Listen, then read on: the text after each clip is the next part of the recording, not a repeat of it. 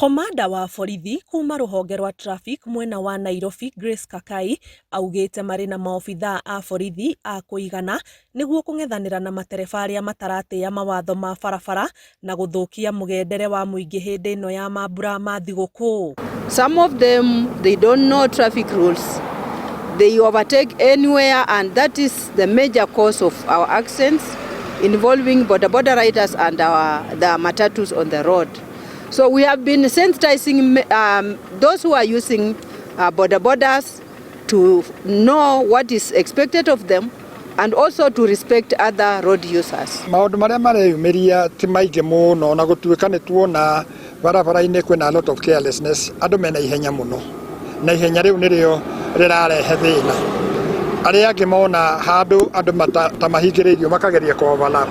Magathi makahinganĩra. Hĩndĩ ya gũtabania Mũngũrũrio mwena wa Karai Naivasha, nake Joseph Gĩcohi kuma rũhonge rwa NTSA augĩte andũ matanyihĩire 4,000 nĩ makuĩte mwaka ũyũ kumana na mĩtino ya barabara.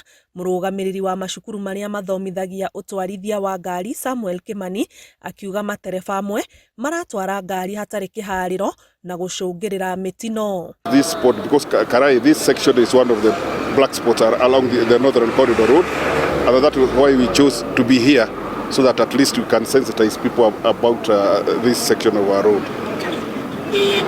We are around 4,300. Dereva nĩarorio kana nĩohete mũcibi, passengers nao makorio mohe mũcibi, moha mũcibi, thutha wa kuoha mũcibi makerwo angĩkorwo ndereba nĩarateng'era mũtigakire tondũ maica nĩ manyu na nĩ inyuĩ mwĩ ngari-inĩ ĩyo na mwagĩrĩirwo nĩ gũkinya kũrĩa mũrakinya mwĩna thayũ. Koguo twĩ haha hena gĩthimi kĩa njohi harĩa igũrũ kĩrĩa gĩtagwo alcohol, ona gũtuĩka gĩtirĩ kĩrambĩrĩria kũrutithio wĩra, na kwĩna speed gun kũrĩa rũgongo.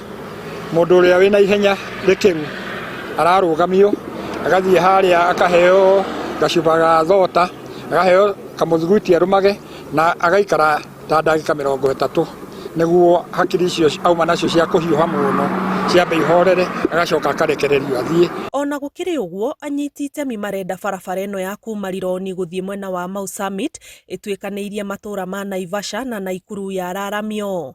Barabara ĩno ĩkoretwo ĩna mĩtino mĩingĩ mũno, nĩ tuonaga hĩndĩ ya tene rĩrĩa gũkorwo nginya andũ mauma crusade makanitha kũhoera barabara ĩno, na hena maũndũ mangĩ matarĩ ma mahoya.